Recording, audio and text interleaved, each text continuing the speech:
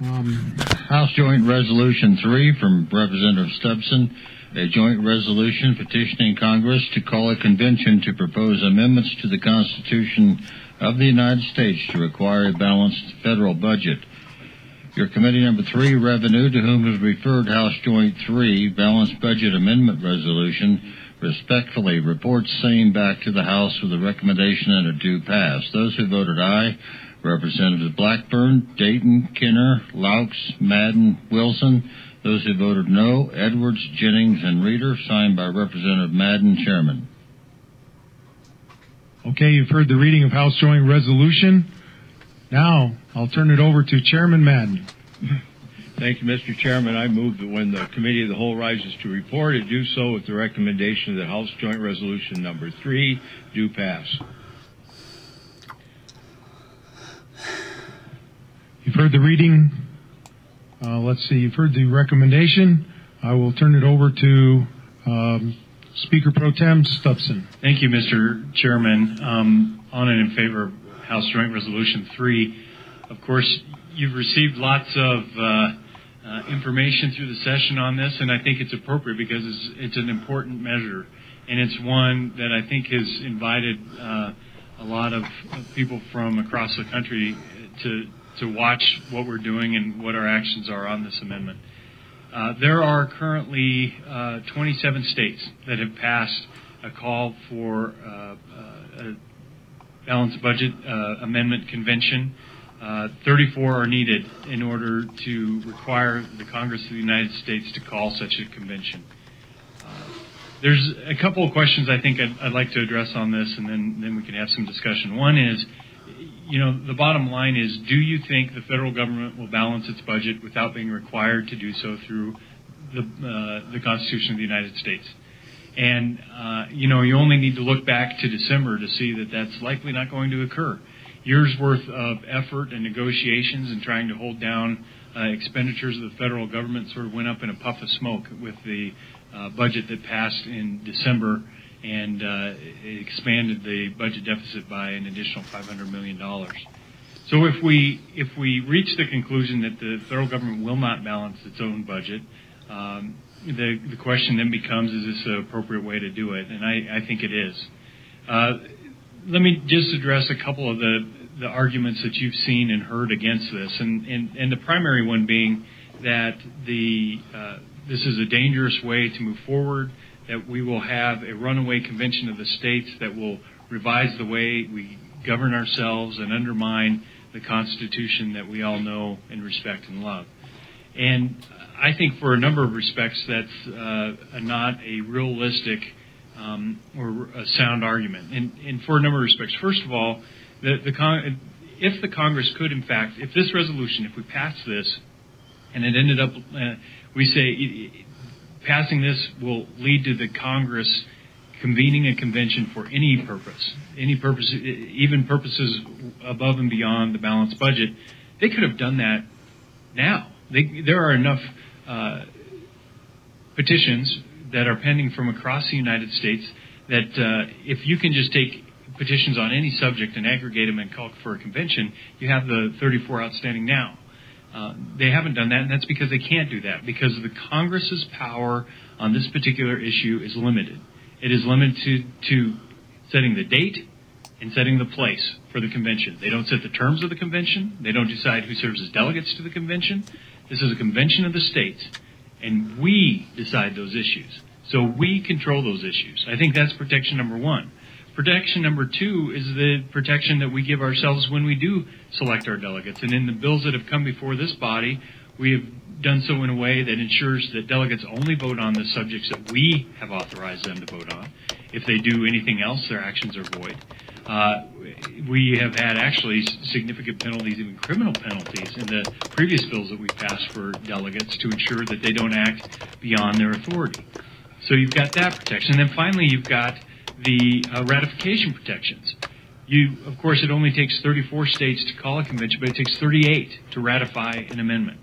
And so to conclude that we will send our delegates under their limited authority through a convention specifically for this purpose, and somehow they're going to pass amendments and provisions that we didn't ask for, that we do not want, and yet then we're going to ratify those very same amendments. I think it's beyond sort of the realm of reality, and so that ratification process, the fact that 3/4 of the states have to ratify anything coming out of these conventions serves as another protection. Just to look at the language real quickly, and this is language you all recognize because you voted on it last year, but I draw your attention to page 3, at the top of page 3. And this resolution specifically provides that it shall not be aggregated with any other applications on any other subject. This is only for the balanced budget amendment. Bullshit. And finally, I tell you that the other argument that I've heard that I reject is that, you know, why do this? We pass a balanced budget amendment, it'll just get ignored anyway. And I submit to you, if we pass a balanced budget amendment, 3/4 of the states ratify that amendment, we have set a ground game and a ground rule where Congress simply cannot ignore it. You know, the U.S. Constitution gives the states a tool, the most powerful tool to controlling the actions of the federal government, and that is to be able to call a convention of their own accord in order to amend the U.S. Constitution. We've never done that in 30 years. We've never done that. I think if we take this action, if we show that states actually are supportive of protecting their own areas of sovereignty, that it will change the balance of power in the United States and allow us to move forward as a true federal system. So I'd ask for your aye vote on this bill. Any other discussion on the bill? Representative Swanitzer, Dave. Thank you, Mr. Chairman. I was just curious if there was any talk in the long range, if this were to pass, and we did demand that the federal government balance their budget, what avenues are they going to take? And I'm thinking if I'm sitting in a federal chair saying I've got to get this budget balanced, the first place I'm going to look at is the mainstream that goes back to the states. And so then, if that is the case, then it appears to me that we're going to have more control by the federal government, because there'll be even a bigger threat that you've threatened that we have to balance this budget so all your state funds go. So my question just simply is, was there any discussion on that? Representative Edwards. Mr. Chairman, thank you. On and against House Joint Resolution number 3, what the Speaker talked about that was bringing this bill forward, a lot of it is true, but there's a lot of unknowns, and you may think that we're all fearmongers that are against it, but I want to tell you that the people that brought in Hitler, and I'm not saying this will happen, but the people that brought in Hitler thought he was going to be the savior for Germany, and they found out differently after they got him. They tried to get rid of him, and they couldn't do it. They tried to ask for help from Britain and France, and those two leaders were weak-kneed and wouldn't stand up that the military could get rid of their problem. And another part of that is that you could, if you so desired, bring and have repealed the 17th Amendment, where we'd have direct elections by or appointments by the states of the senators, bringing the states back in control. I know there's a lot of you don't think that's a good idea, but it would have the states represented as they once were. There is another possibility that you could do. Instead of passing this and putting our Constitution in trouble, you could also go up and ask your senators and representatives not to add on to the national debt that we already have. If they did that, they would have to live by the means that they have coming in, thus creating immediately a balanced budget. Yep. And they would have to do the same work you and I are doing this session, doing their job instead of forcing it off onto future generations. But they choose not to do that. If the groups that are trying to push for a balanced budget amendment would turn around and put their focus straight back upon their senators and representatives to balance the budget, you might get a little little closer to getting it done without putting our Constitution in jeopardy. Once the Constitutional Convention is called, and that is the only thing that the Congress can do, is when there's enough states, they say that there's a Constitutional Convention, and those that are appointed to the convention, they set the rules. They're the ones that will set the rules to what happens in that convention. Yep. They don't have to pass what the states say. There were some of them in the first Constitutional Convention we had that were limited, and that would have been New York and Massachusetts. They got up and left. They didn't stop the Constitution. By limiting the members that go to a Constitutional Convention, if they truly abide by the state's rule, it won't stop what's happening. They just won't have a voice in it. The Constitutional Convention can also do as a governing board, where they can have an executive session and go in and have nobody go in and go out, just as they did in the Constitution we had that we are in place of right now. Nobody could tell anybody what was going on in there, so the states would never know if these people that were in behind those closed doors were abiding by what was placed on them. I hope that you will take this seriously, because I don't want to have to tell you I told you so, because we'll be in a fix, because once a Constitutional Convention is called, there's no backing out whether you like it or not. That's right. And there are people that dislike this country and already have set up their own, what they would like to have as Constitution. All they're waiting for is a mechanism to take control of it. And you may remember the story of David and Goliath. David was able to beat Goliath, but it was only with God's help. This country was set up by people that were God-fearing, and they respected God. You take the people that we have today that would be appointed among you. You may think that you're as good as George Washington, Benjamin Franklin, and Thomas Jefferson, and you can go on, because practically every one of them that was in that convention. I believe, and I can say that from my own shoes, they're way smarter than I have been. They lived under tyranny, and none of us have. They desired to have a free country. We don't know what they lived under, and I don't want to have to tell my children that I didn't do everything I could to help keep them free. That's why I stand before you today asking you to vote against H.J. 3. Thank you. Representative Winters. Thank you, Mr. Chairman. It is because of the very reasons that were just stated that I believe that the use of Article 5, because of the wisdom of our founders who placed Article 5 in the Constitution, that is the very reason why it ought to be utilized. And just to remind the body, Article 5 is found in the Constitution. It is utilizing the Constitution to amend the Constitution and does not put the Constitution at risk any more than utilizing Article 5 the way it's been utilized 31 times, 27 of which have been ratified in time past, has put the Constitution at risk. There are two means of adding amendments to the Constitution. One is through the states, and the other is through Congress. And the question is, has Congress put the Constitution at risk? Now, there has been a statement made about the 17th Amendment, and I do agree that that is not a great one, and I would love to see that one gone. But on the other hand, that particular amendment came through the process. This is another process. Now, just to let you know about the process, this is a high bar that has been set. There have been hundreds, and you can Google this and look it up for yourself.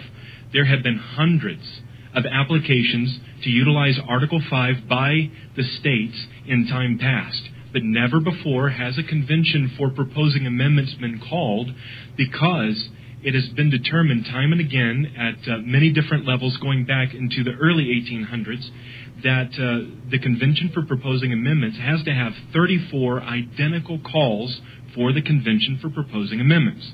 And then a Convention for Proposing Amendments, not a con-con, the Convention for Proposing Amendments meets and votes up or down on the proposed language, after which then the Convention for Proposing Amendments disbands, and that amendment goes to the states, 38 of which have to then ratify it. Now, I've heard a lot of different fears expressed, but let me ask you a question. As we have watched people reinterpret the Constitution at whim, and as we've watched the Constitution changed by fiat of a court or many other different things, when George Mason, I'm using a proper name, but he is a founding father, when he had his concerns early on, he approached the man known as the father of the Constitution about Article 5, and he said, power has the ability essentially to draw more power to itself. It's like a black hole. And so as it draws more and more power unto itself, it eventually leaves other powers, smaller powers, in a difficult place. And he said, you have to have the ability for the individual states to band together and become a power that is greater than the Congress, specifically in one way, where they can propose an amendment. And this is the means. The father of the Constitution agreed with that, the one who's now called that, agreed with that and said, all right, we need to build into Article 5 a means by which the states can push back against the federal government. And my question to you is this: if not now, then when? And if not on this, then what? And when you look at the situation we're in, we've got to stand up as states. And I hear a lot of fears. I'm asking you to speak less about fears and use reason.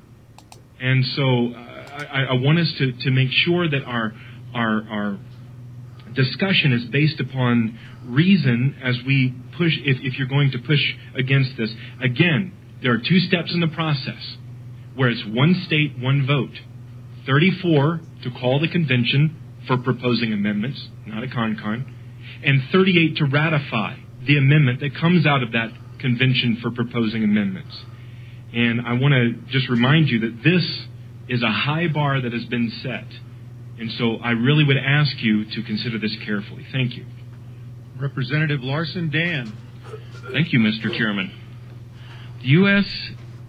is $19 trillion in debt. Stated another way, that is $19,000 billion, which equates to nearly $59,000 per person. And Congress plans to borrow $1 trillion plus more a year until the lender of last resort may be our personal savings. Is it right that when a new baby is born, we give them a gift that they owe $59,000 from prior generations unable to control spending?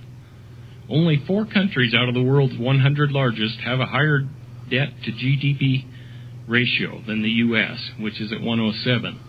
That list includes Japan at 238, Greece at 159, Italy at 127, Portugal at 123. The U.S., under current law, is projected by the Nonpartisan Congressional Budget Office to borrow an average of $1.59 trillion more per year until we are bankrupt like Greece. The National Federation of Independent Businesses in Wyoming, which has 2,000 members, testified in committee that they strongly support this VBA. Well, then that's why you shouldn't support it. With that, I just encourage that you vote for this resolution and join the other 33 states at a convention of the states. Is there any further discussion on this House Joint Resolution? Vote it down, boys. Question being called. All those in favor of House Joint, Representative Chairman Madden's motion that when the Committee of the Whole rises to report, it do so with a recommendation that House Joint Resolution 3 to pass, please say aye. Aye. Opposed, no? No.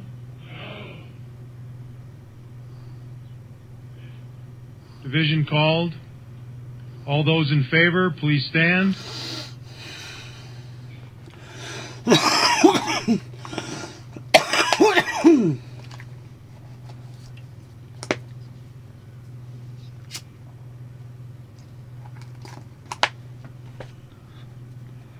God, I hope it fails. Let us know we have some smart people still.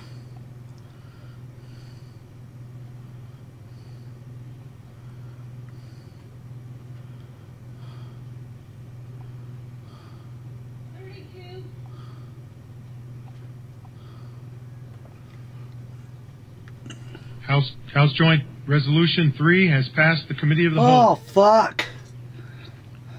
Privilege of the House. Yes, Representative Lindholm. Thank you, Mr. Chairman. Privilege of the floor.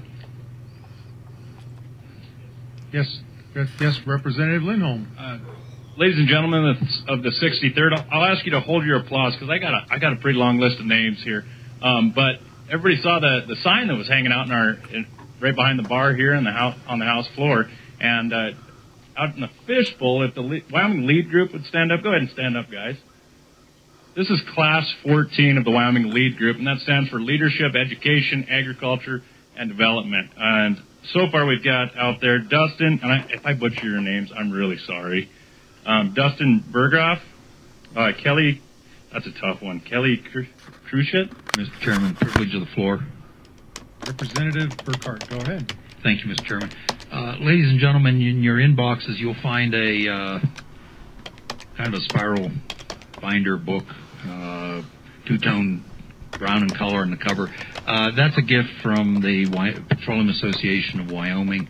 And just to let you know, it's a great primer on the oil and gas industry, and the pages are a natural gas product. They're made from natural gas, and the ink is a petroleum-based product.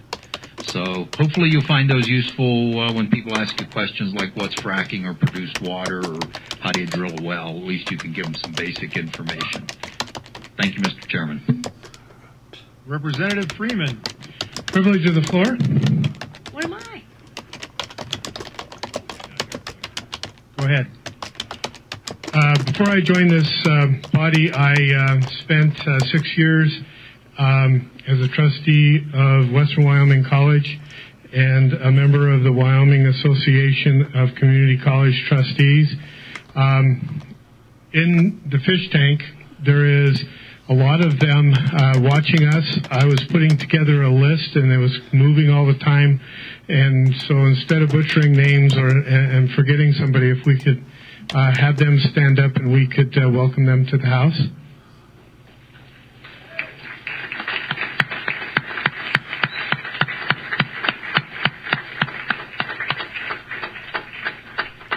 I'm in big trouble with Madam Majority Floor Leader now. Yeah, Mr. Chairman, thank you. May I have privilege of the floor? It's just not often that I have good friends that come from Sheridan County or northeastern Wyoming, and they